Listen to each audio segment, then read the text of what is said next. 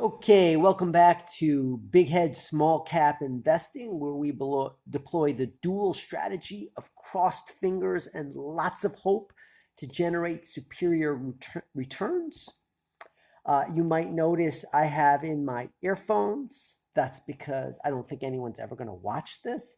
And I'm listening to sweet Christmas jazz music with snow falling. It's fantastic, mind you. Maybe I'll even include slight of the audio in the recording so you guys can see how chill and nice it is. So nonetheless, let's get to our stocks. So last time we identified GigaCloud and Gravity Co. as cool names. I put fours next to them. I said I'd buy GigaCloud on the spot if I understood it better. Well, last night I spent a bunch of time reading about it and I understand it. So I placed a trade. Very exciting. I bought 1,000 shares, like 13 and a half, somewhere 1380 or something like that, somewhere anywhere in that ballpark. And let's keep our fingers crossed. At like 1350 or something, has a market cap of 125, which is an enterprise value of 41. So I think it's a US company. It's got a bunch of cash.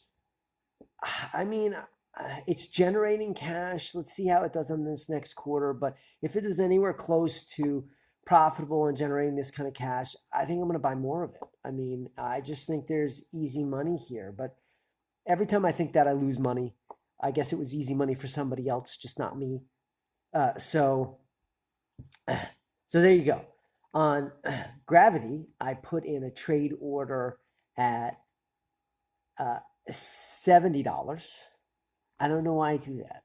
I don't know why. I mean, is there any difference for me between $74 or 75 and $70? No, there isn't. And yet, you always put in a price slightly below the current price. I don't know. It's like, oh, I'm getting a deal or something, but you're probably just not even getting the stock. Or if you get the stock, it's probably because the stock just dropped through the floor and you bought it at 70 and now it's 65. I don't know. Anyway, I did. I put in an order at 70. So keep your fingers crossed that I get it and then it rockets up to great heights. I have, in my mind anyway, slightly downgraded. It's not making money. It's not worth much. But, a company can sit at a negative or a zero enterprise value indefinitely if they're not making money. The only thing that fights against that is them making money and ultimately even driving the number lower and lower. Plus, it's not a U.S. company. It's a Chinese company, and it's intellectual development products in China. I don't know. I think there's probably a good value here, but I put it down to 3. PC Adventures, I'm going to have to drop to 1. That's going to do nothing for the next year. I don't think anyway. It's got a whole year to work off the fact that it lost that Iowa account. So anyway, I'm done with my cool, relaxing jazz. So put that aside. All right. So let's go through a few more of these. So we've really done at this point. Let's mark them. We've done this one, this one, this one, and PC Adventures. Of our high interest names, we've done those. Let's do Blade Air Mobility. It's growing great. It's basically a taxi cab for rich douchebags. That's not always true. It also does the organ thing. Very cool, very noble. Don't want to dismiss that. But I suspect it makes a lot of its money from rich douchebags. So that's a negative in my mind. But it has an enterprise value of only 85. Its growth is... it's the stuff of great stories are made of. Look at that. 71, 61, 45, 38. That's really hard to argue with. I mean, you can't argue with it. So let's do some research on Blade Air Mobility. Let's do Blade Air Mobility.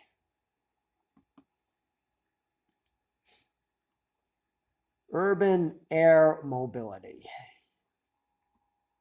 Company, investors. That's us. We're fancy investors. All right. Earnings release.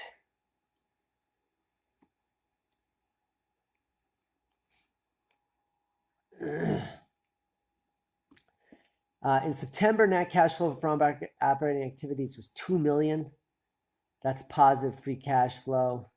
That's fantastic. That's the 71. We know all this basically. Year over year, they were 71 versus 45, which again is just fantastic. Let's see if they gave any additional color.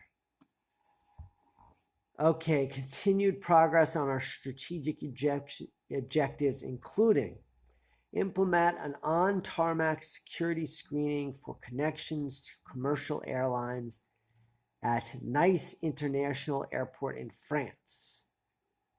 Oh, Nice. Okay, so these guys do a lot of international. Opening an exclusive heliport pad in Atlantic City.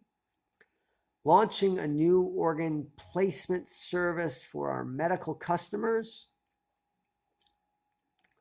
Our Canadian operator Helijet placed an order for a Beta Technologies electric vertical aircraft. I don't know what that is. I think that's one of these new like drones that people can fit in. What did they... Do they give guidance?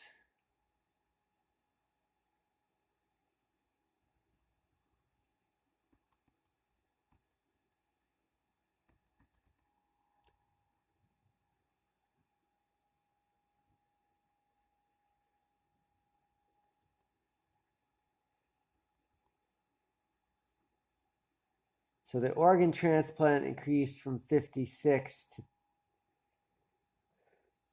to 33 million. Oh, so listen, hey, almost half of their revenue is coming from good cause. I like that.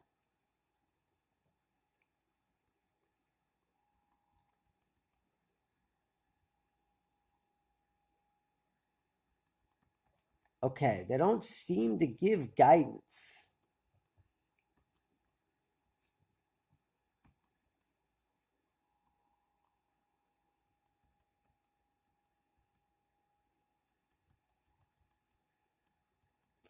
Yeah, they don't give guidance.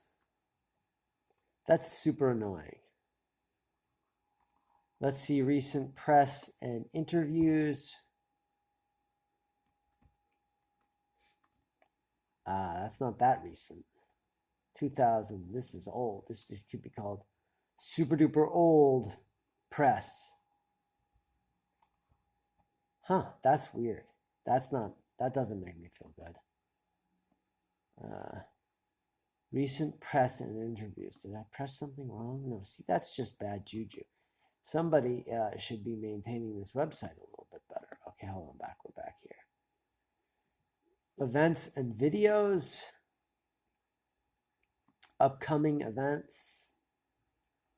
They're at a conference today.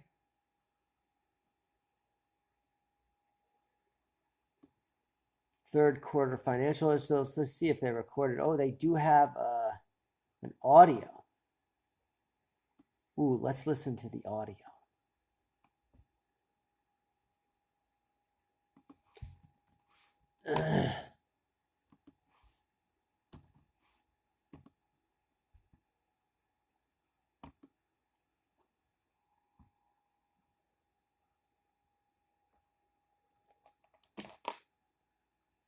The Mobility Fiscal Third Quarter 2023 Earnings Release Conference Call. At this time, all participants are in a listen-only mode. Later, we'll conduct a question and answer session, and instructions will follow at that time. As a reminder, this call is being... Okay, here's what I'm going to do so I don't have to drag you guys through this. I'm going to listen to this on double speed, and then I will update you guys on if there's anything interesting in it. Okay, so I listened to it, and there was a lot interesting in it, actually.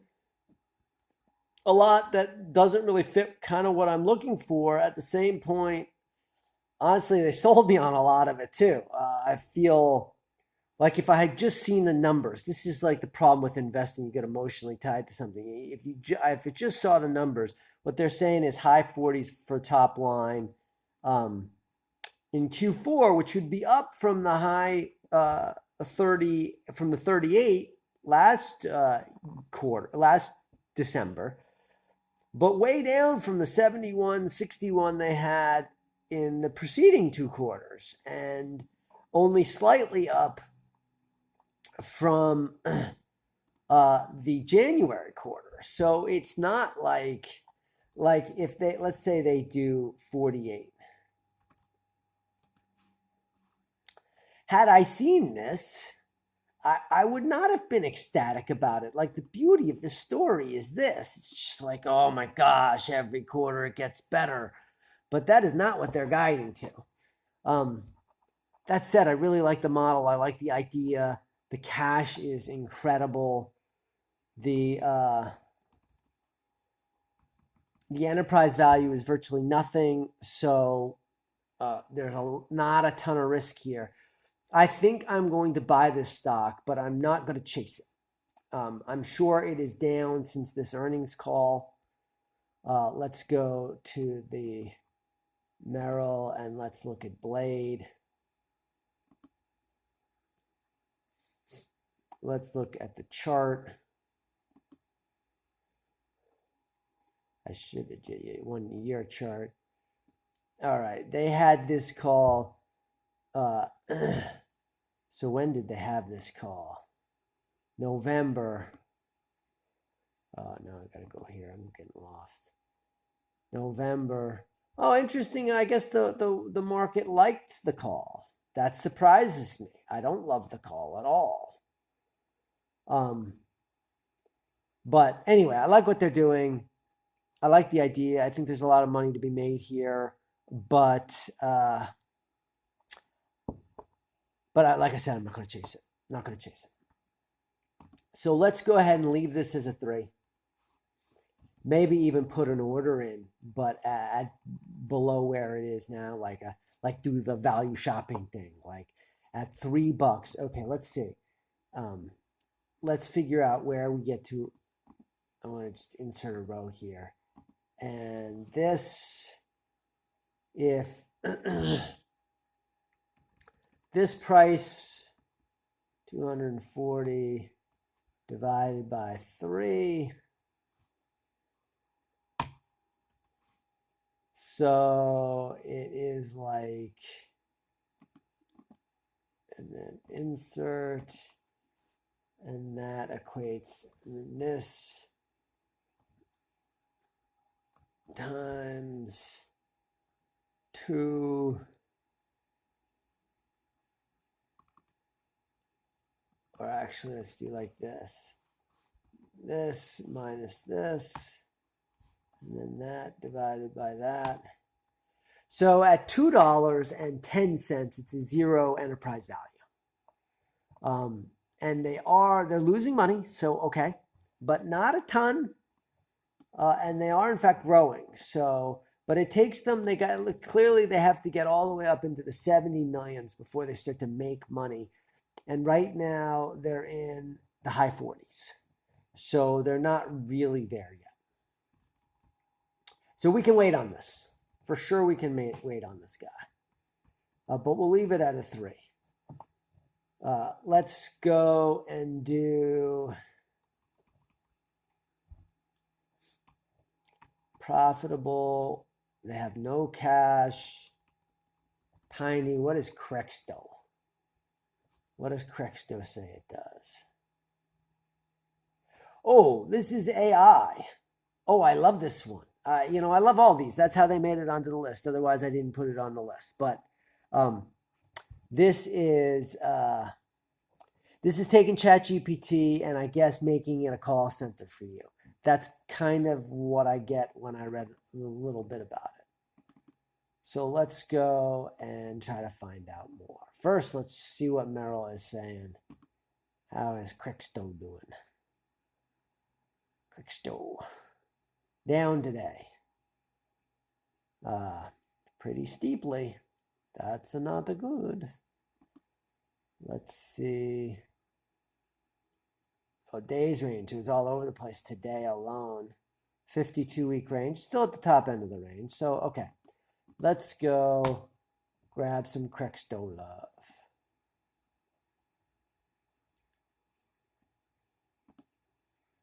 Let's see. Product solutions for investors.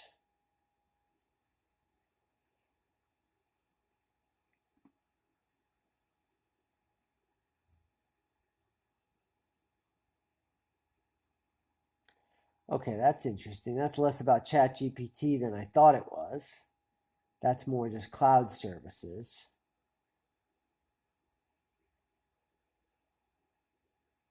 All right, I'm going to do some reading here and I'll get back to you.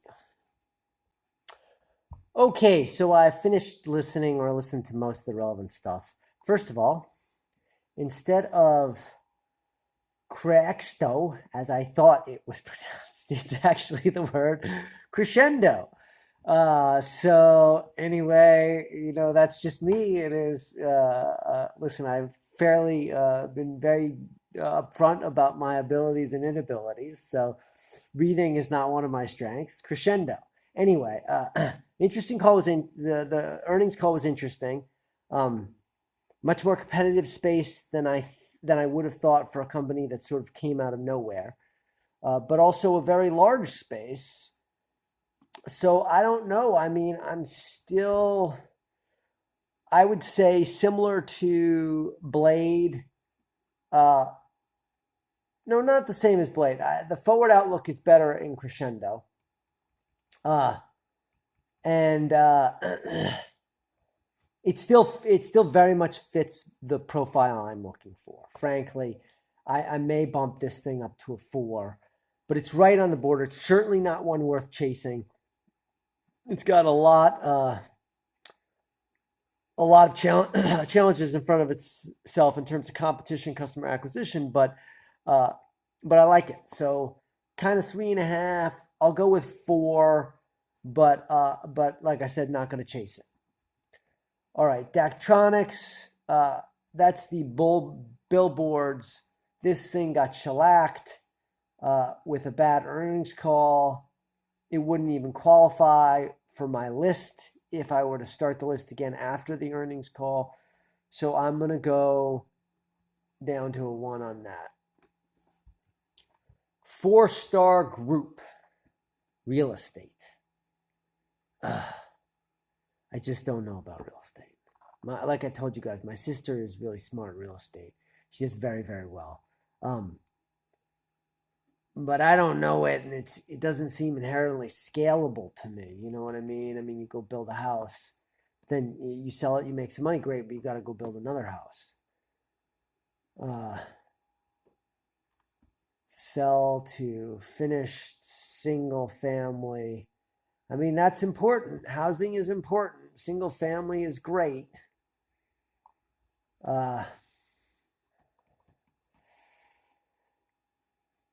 It meets all of my metrics in terms of growth. The growth is fantastic.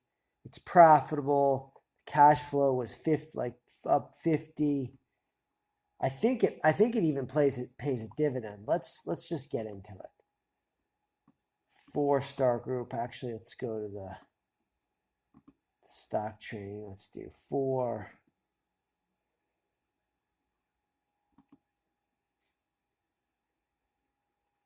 No, maybe no dividend.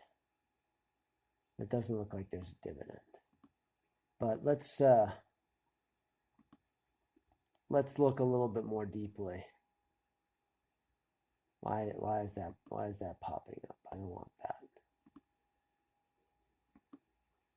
Let's try this. Oh, first of all, let's hide that. Let's try this again. Oh, I clicked trade. No wonder that's popping up. I'm an idiot. I don't want trade. I want research. Research. Fundamentals. Income statement. Boy, it just makes a lot of money. It's hard to argue with that. It makes a lot of money consistently.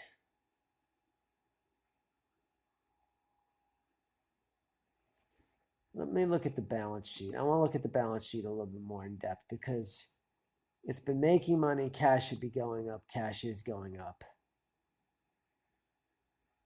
Total bank investments. This is their real estate portfolio. I guess they sold some. That's probably why cash went up. Debt should have gone down also. Long-term debt did not go down.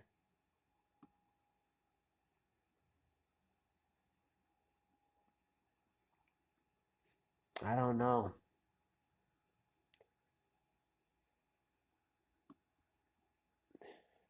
All right. Let's see what their website tells us.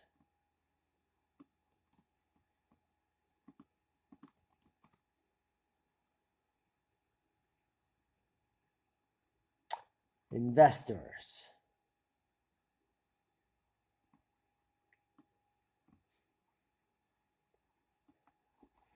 Residential lot development company with operation in 54 markets and 22 states, based in Arlington, Texas. The company delivered more than 14,000 residential lots during the fiscal year ended September. Forestar is a majority-owned subsidiary of Huron, the largest home builder by volume in the United States since 2002. The company primarily acquires entitled real estate and develops it into finished residential lots for sale to home builders with strategic focus on assets, turn, and efficiency. So they build homes. Let's view a presentation. View presentation.